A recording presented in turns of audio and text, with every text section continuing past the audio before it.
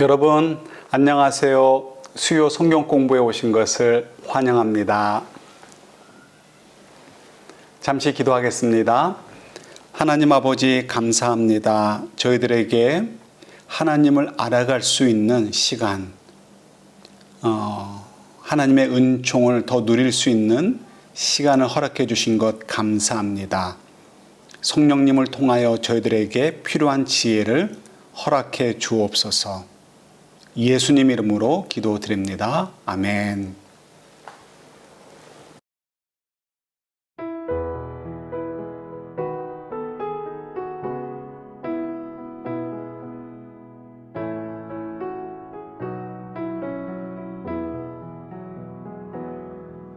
주 선한 능력으로 안으시네. 그 크신 팔로 날 붙드시네. 절망 속에도 흔들리지 않고 사랑하는 주 얼굴 구하리. 주 선한 능력으로 안으시네. 그 크신 팔로 날 붙드시네.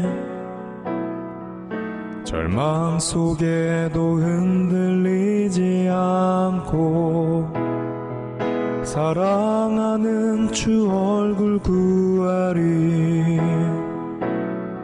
선한 능력으로 일어서리. 주만 의지하리. 믿음으로 우리 고대한에 주 오실 그날 영광의 새날을 맞이하리.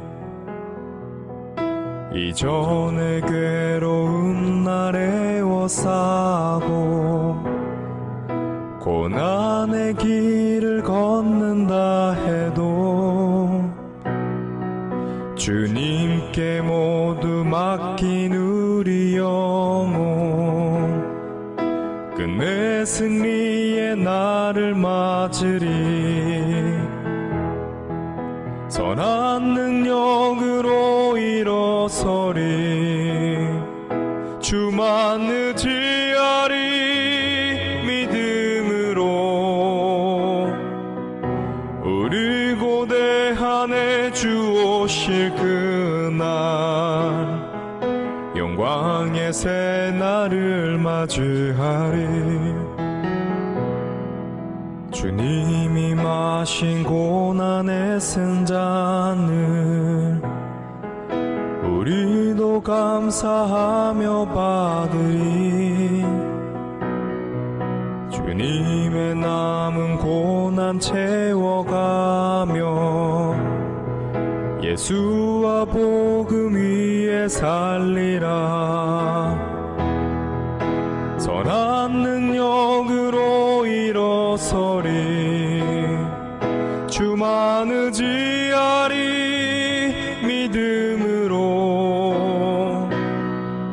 우리 고대한에 주 오실 그날 영광의 새날을 맞이하리. 선한 능력으로 일어서리. 주만 의지하리. 믿음으로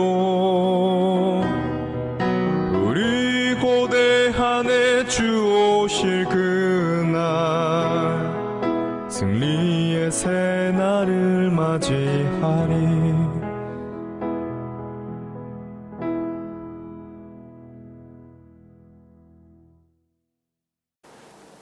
아멘. 네, 저희는 마가복음을 가지고 말씀을 묵상하고 있습니다. 예수님께서 예루살렘에 가시게 되면 등장하는 지명도 있고요. 예를 들어서 감람산, 올리브산으로 번역되기도 하죠. 이런 지명이 등장하기도 하고요. 또 이방인의 뜰, 여인들의 뜰, 성전이라는 어떤 장소, 건물을 지칭하는 그런 이름들도 등장을 합니다. 모두 감람산 혹은 올리브산, 성전 혹은 이방인의 뜰, 여인들의 뜰, 이 모든 것들은 전부 성전의 한 부분으로 이렇게 생각을 했습니다. 그 중에 이 이방인의 뜰이 오늘 이제 중요한 지점인데요. 예수님께서 이방인의 뜰에서 행하신 놀라운 일이 있습니다. 굉장히 무시무시한 일인데 그 이야기를 나누면서 그때 당시나 지금 저희들에게 주시려는 또 하나님의 음성을 좀 확인해 보았으면 합니다. 예루살렘이 만들어졌을 때 처음은 다윗 왕 때입니다. 그때 예루살렘이 세워지게 되었죠. 그때만 해도 사이즈가 그렇게 크지 않았습니다. 한 250m 바이 400m 정도의 이제 산 골짜기죠. 골짜기 위에 있던 것이 바로 예루살렘입니다. 그러다가 시간이 지나면서 점점 그 도성이 커지게 되었죠. 그리고 솔로몬 때의 성전이 첫 번째 성전이 지어졌고 그 다음에 수룹바벨 때 두 번째 성전이 지어졌습니다. 그리고 마지막으로 예수님 당시인 신약시대에 헤롯 임금에 의해서 세 번째 성전이 지어지게 되었습니다.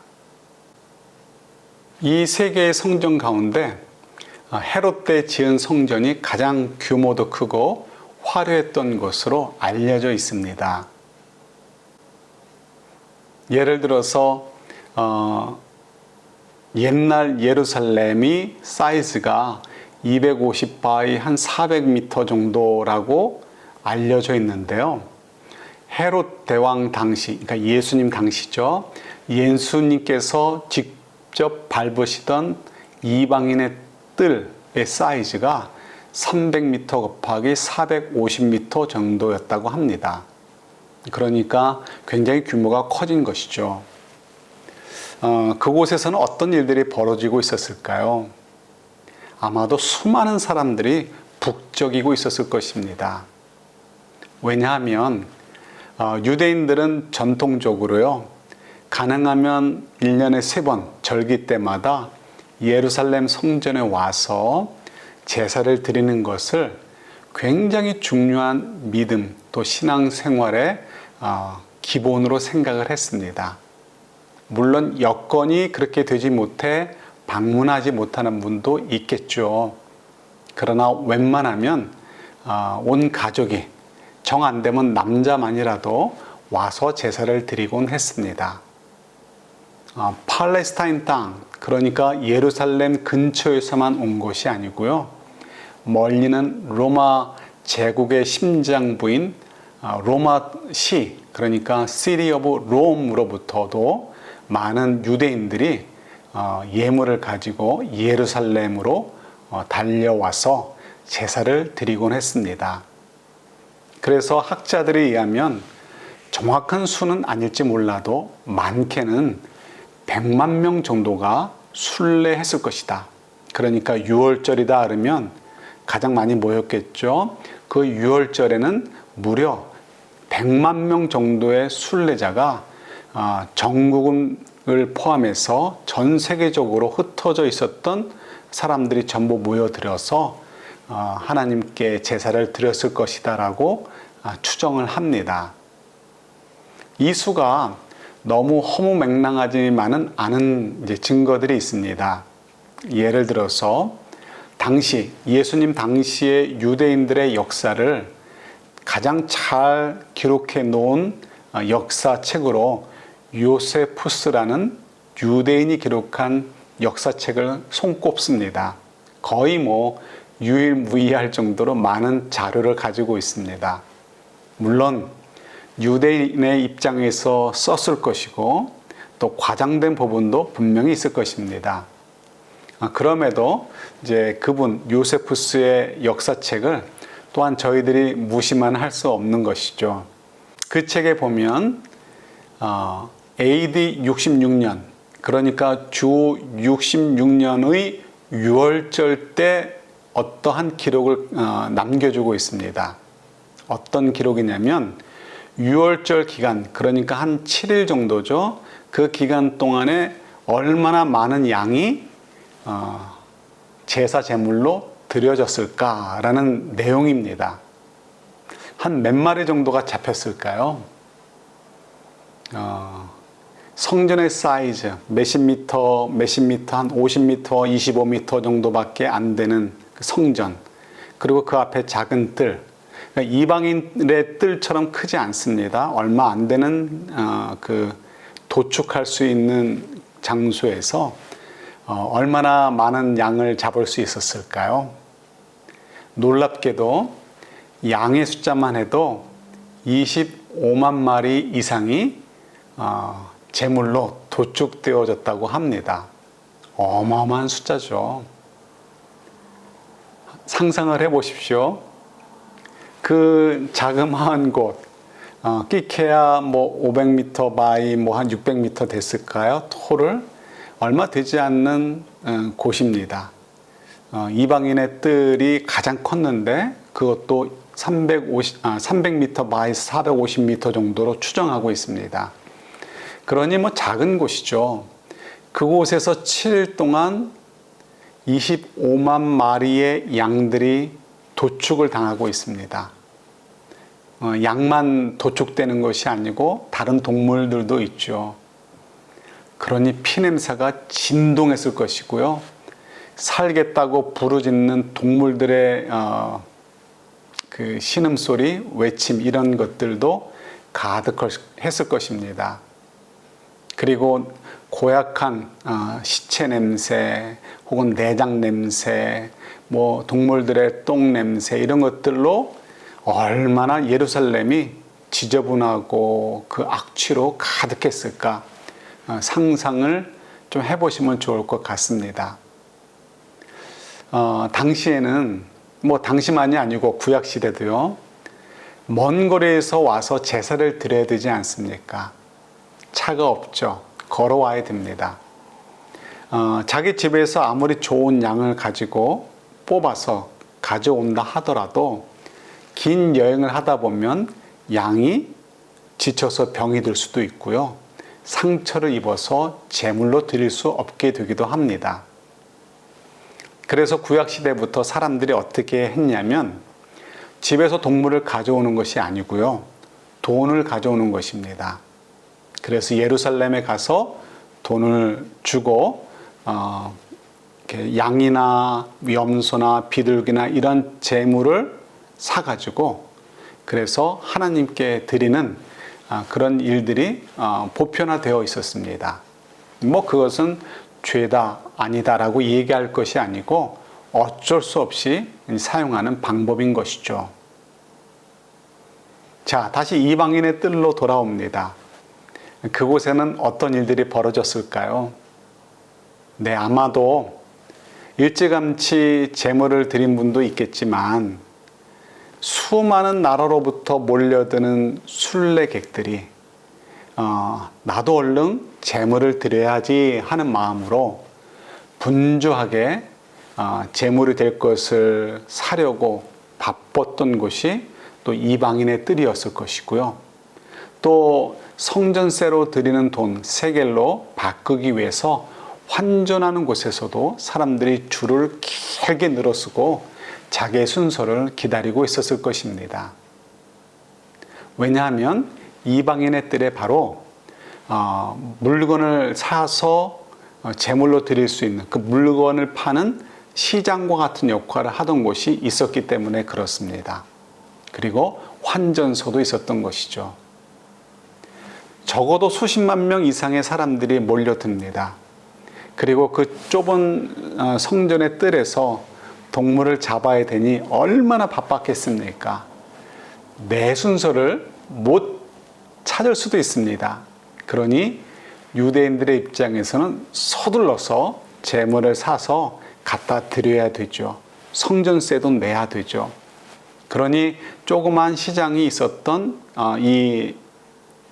이방인의 뜰에는 수많은 순례객들로 가득했을 것이고, 떨어져가는 재물의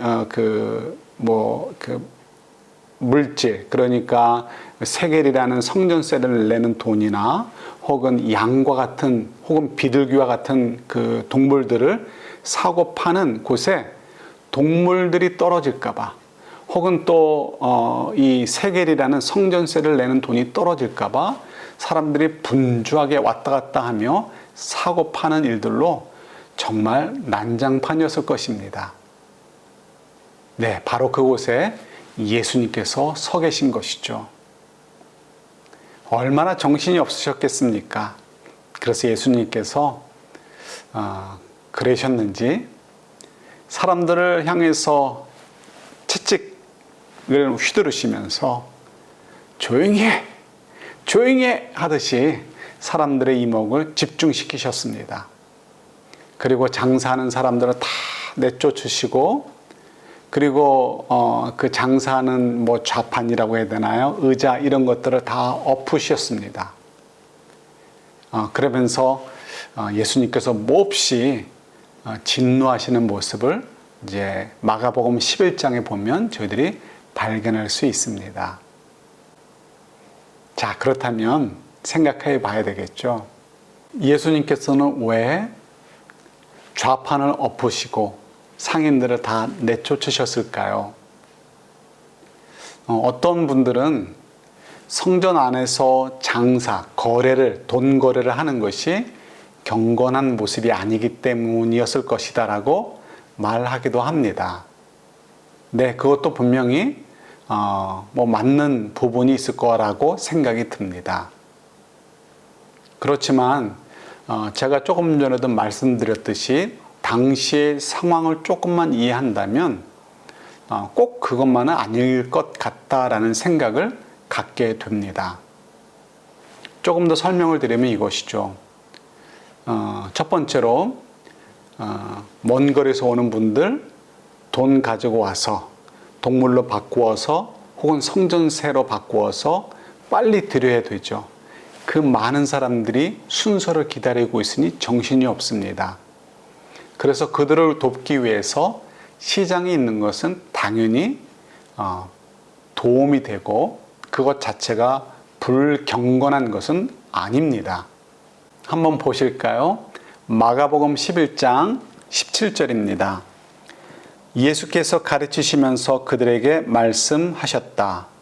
기록한 바 내 집은 만민이 기도하는 집이라고 불릴 것이다 하지 않았느냐. 그런데 너희는 그곳을 강도들의 소굴로 만들어 버렸다.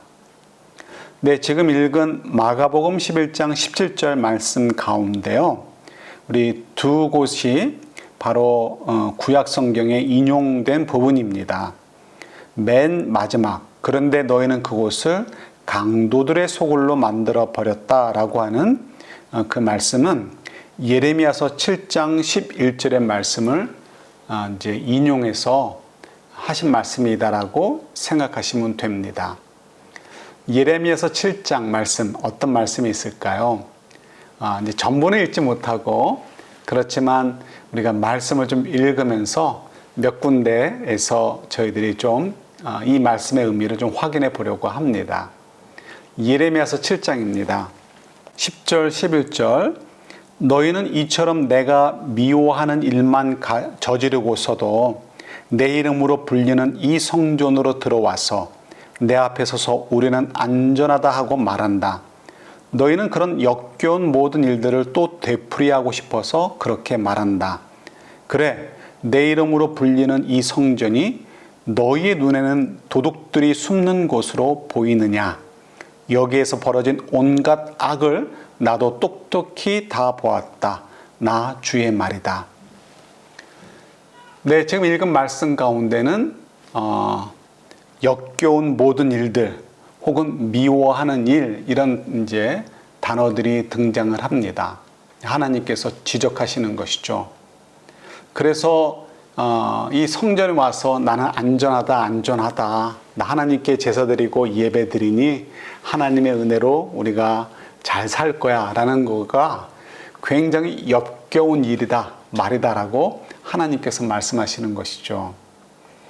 그렇다면 그 미워하시는 일 혹은 역겨운 모든 일들은 무엇일까요? 바로 앞부분에 이제 또 이런 말씀이 있습니다. 8절 9절입니다. 그런데도 너희는 지금 전혀 무익한 거짓말을 의지하고 있다. 너희는 모두 도둑질을 하고 사람을 죽이고 음행을 하고 거짓으로 맹세를 하고 바알에게 분향을 하고 너희가 알지 못하는 다른 신들을 섬긴다. 그러시면서 도둑들이 숨는 곳으로 보이느냐 성전이 이렇게 말씀하시잖아요.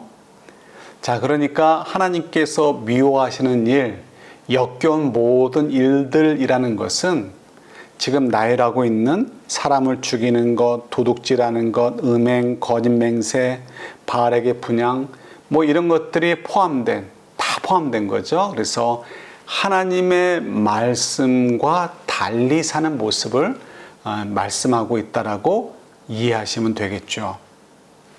하나님께 예배 드리러 왔으면서도 하나님의 말씀에 순종하지 않는 사람이라면 그 사람이 정말 하나님을 사랑하고 하나님을 경외하는 사람이겠냐는 것입니다. 정말 하나님을 경외하지 않는 사람이라면 그 사람이 드리는 제물을 하나님이 왜 받으시겠냐는 것이죠. 그런 거 너희나 다 먹어라 라고 말씀하시기도 합니다. 예레미야 7장에 다 기록되어 있는 말씀입니다. 그래서 예수님께서는 이렇게 말씀하시는 것이죠.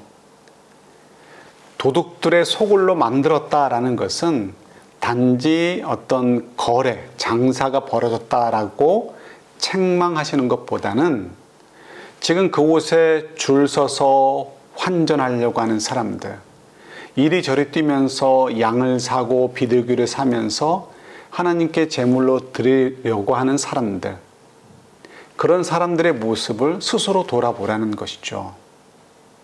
말로는 하나님께 제물을 드리러, 제사를 드리러 왔지만 실제로 그들의 마음은 어떠냐는 것입니다. 하나님을 사랑하는 마음, 경외하는 마음이 없다라는 것이죠. 예레미야 7장의 말씀을 그들이 생각해서 스스로를 돌이키기를 원하셨던 것입니다. 너희들이 말로만 하나님께 제사를 드린다고 하지만 실제로는 너희들의 마음은 딴 데 가 있단다. 하나님을 제대로 섬기지 못하고 있단다라는 것을 말씀하시는 것이죠. 더 이상 성전이 필요 없다라는 것입니다. 물론 인간의 그런 죄성 때문에 동물을 아무리 잡아들여봐야 아무 의미가 없지만, 그래서 이제 성전은 필요 없지만 예수님께서 죽으시고 부활하심을 통해서 이제 살아있는 성전이 되셨고, 예수님이라는 성전을 통해서 어떻게 해요? 저희가 그 피로 깨끗함을 입고 나아가서 담대하게 하나님께 예배 드릴 수 있게 된 것이죠. 옛 성전, 아무 기능이 없는 옛 성전은 없어지고 이제 진짜 우리의 성전 되시는, 하나님을 만나게 하시는 그 예수님께서 우리 가운데 새로운 성전, 그리고 실제적인 성전으로 임하시게 된 것입니다. 마가복음 11장을 비롯해서 13장 이런 곳에서 계속해서 강조하는 것이 있죠. 열매 맺는 삶을 살아야 된다는 것입니다. 하나님을 경외해서 말씀에 순종하는 것. 그렇지 않으면 열매 없는 무화과 나무가 예수님의 저주로 끝이 나듯이, 성전이 무너지듯이 우리도 그와 같은 인생이 될 수 있다는 경고를 주시는 것입니다. 성전 자체가 중요하지 않습니다. 하나님께 예배 드리는 자의 마음, 영혼이 중요합니다. 성전 건물은 거룩하다라고 이야기하기 민망합니다. 정말 거룩해야 될 것은 예배를 드려야 되는 저희들의 마음인 것이죠. 하나님을 경외하고 예수님을 사랑하는 마음으로 그 말씀을 따라 순종하며 살려고 발버둥 칠 때 하루하루가 하나님께 드려지는 거룩한 산 제사가 될 것이고요. 하나님께서는 그 제사를 기뻐 받으시며 저희들을 더욱 사랑해 주시고 축복해 주실 것입니다. 저희가 하나님의 그 은혜 장중에서 그 은혜 바닷속에서 더 저희들이 자유롭게 헤엄치며 그 은혜들을 풍성히 누리게 되겠지요. 예수님께서는 그런 삶을 저희들이 살기를 원하셔서 이렇게 성전을 이렇게 뒤엎으시는 사건을 통해서 우리에게 메시지를 전달해 주신 것입니다. 네, 저희들 돌아보면서 이렇게 매일매일 하나님께서 기뻐 받으시는 거룩한 산 제사로서 내 삶이 내 하루하루가 되도록 더욱 겸비하게 하나님 앞에 엎드려지고 그 말씀을 따라 순종해 가며 사는 저희 모두가 될 수 있기를 우리 주님의 이름으로 축원합니다. 기도하겠습니다.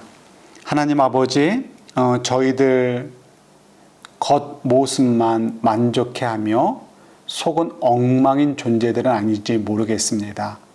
우리 말씀을 기억해서 하나님을 경외하고 그래서 말씀을 따라 순종하며 살아가는 삶을 통해서 매일매일이 하나님이 기뻐 받으시는 살아있는 예수님 안에서 기뻐 받으시는 거룩한 산제사가 되고 그 놀라운 은혜와 은총을 누리는 저희들이 되도록 도와주옵소서. 예수님 이름으로 기도드립니다. 아멘. 네, 여러분 감사합니다. 다음 주에 뵙겠습니다.